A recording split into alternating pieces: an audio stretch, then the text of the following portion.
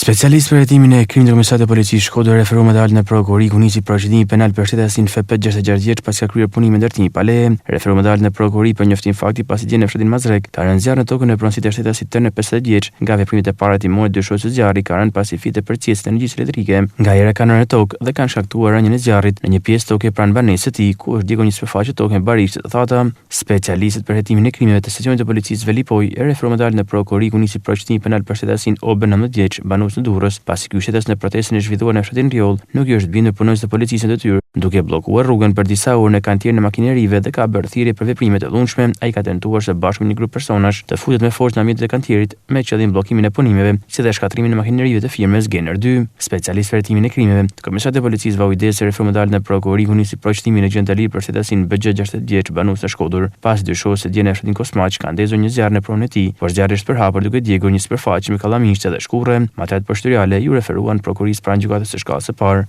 të jurisdiksion përgjithshëm Shkodër për veprimet e mëtejshme.